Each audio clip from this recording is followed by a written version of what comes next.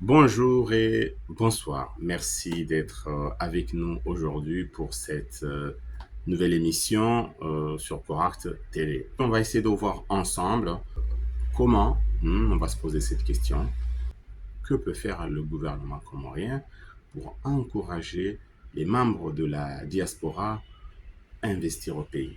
Tout le monde parle de la diaspora, tout le monde parle de ce que la diaspora peut faire. On a vu récemment qu'il y a eu les événements Diaspora Days organisés par la Chambre de commerce et la Banque centrale des Comores.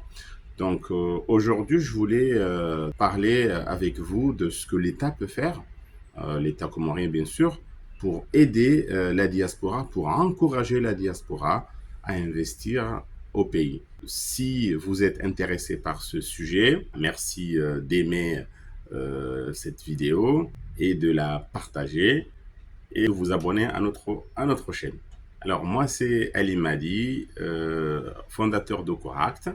Je suis formateur et juriste d'entreprise. Alors, si on se penche réellement sur les fonds envoyés aux Comores par la diaspora, on s'aperçoit trop vite que cette manne financière ne sert pas beaucoup à l'économie du pays. Les fonds envoyés par la diaspora ne servent pas à booster notre économie.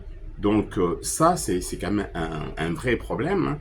Si vous regardez un petit peu l'année dernière, c'est-à-dire en 2023, les Comoriens vivant à l'extérieur ont envoyé jusqu'à 153 milliards de francs comoriens. C'est un peu plus de 21% du PIB des Comores. Donc vous imaginez, tout cela est énorme. Seulement, cet argent retourne dans d'autres pays, donc à l'extérieur, ou entre dans les poches des grands commerçants importateurs, ou bien va financer des soins à Madagascar, à l'île Maurice, en Tanzanie ou ailleurs. Donc, et puis une grosse partie, disons-le, va dans les caisses de l'État à travers les douanes. En fait, il faut encourager la diaspora comorienne à se positionner en tant qu'investisseur aux Comores. Cela va créer d'innombrables opportunités.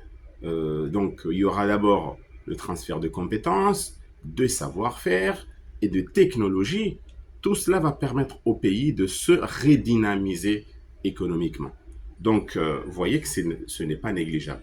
Si on arrive à créer cette dynamique-là, tout le monde va gagner. La diaspora qui va mettre de l'argent et qui va gagner en retour, et l'État comorien qui va conserver dans son économie cette manne financière et l'économie qui va se booster par les créations d'emplois, les créations de richesses, et ainsi de suite. Maintenant, la question c'est que faire? Parce que c'est des choses qu'on dit régulièrement, mais on ne fait pas. Qu'est-ce qu'il faut faire maintenant pour que cela arrive dans notre pays? Pour que la diaspora devienne un acteur économique réel? Il faut d'abord que l'État, les autorités, permettent à l'écosystème d'offrir un large éventail de possibilités pour que les porteurs de projets issus de la diaspora trouvent l'appui dont ils ont besoin. Le rôle de l'État, dans ce sens, est d'instaurer des mécanismes, de mettre en place des initiatives et une stratégie économique et sociale qui va stimuler l'investissement de la diaspora. Prenons l'exemple maintenant de ce qui se passe dans un pays que nous connaissons très bien et que nous aimons tant, qui est le Sénégal. D'ailleurs, je profite de cette occasion pour saluer tous les Sénégalais qui se trouvent un peu partout dans le monde. Et aussi, je salue tous les étudiants comoriens qui se trouvent aujourd'hui au Sénégal pour leurs études. Le Sénégal a créé le fonds Diaspora, qui est alimenté par des bailleurs externes et différents acteurs économiques à hauteur de 3 milliards de francs CFA. Donc cet argent, qu'est-ce qu'il sert? Il sert à financer des projets de, de la diaspora dans les secteurs comme l'agriculture. Donc là, on met la pêche et l'élevage, mais finance également des projets dans l'artisanat, l'économie numérique ou encore dans les services. Donc, vous voyez, c'est une idée qui permet très rapidement d'encourager les gens à investir. Alors, toujours au Sénégal, le gouvernement a créé il y a quelques années ce qu'on appelle le FAISE, Fonds d'appui à l'investissement des Sénégalais de l'extérieur.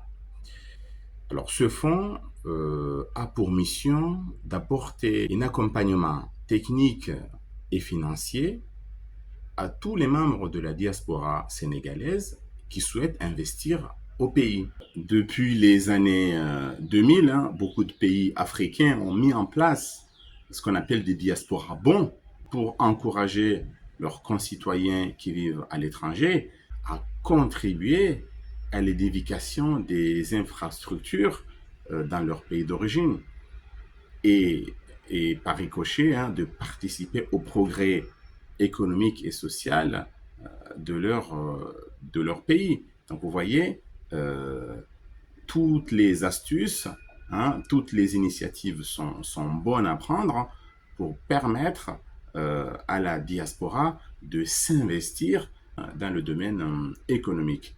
Alors, si je prends l'exemple du Nigeria, en 2017, ils ont réussi en utilisant cette méthode à, à récupérer 300 millions de dollars. Vous voyez, donc vous imaginez, avec une diaspora comorienne aujourd'hui qui a dépassé les 350 000 personnes, il y a quand même des choses à faire.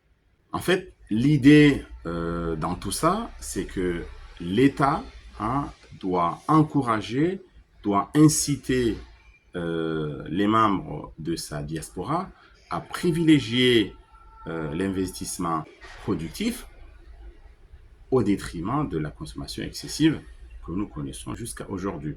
Alors, mais au-delà des initiatives étatiques qui peuvent être envisagées, il faut quand même que la diaspora se prenne en charge et se transforme en créant ses propres outils, en mettant en place ses propres initiatives qui lui permettraient d'être au centre du développement économique de son pays. J'espère que cette petite vidéo vous a réveillé, vous a montré quelque chose et a permis de comprendre un petit peu ce que nous devons faire ensemble, c'est-à-dire nous, la diaspora et les autorités comoriennes, pour que nous ayons un dynamisme par rapport aux fonds que la diaspora envoie au pays et par rapport à ce que l'on attend aujourd'hui pour une diaspora intelligente et créative.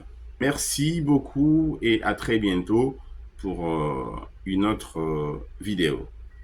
À bientôt, au revoir.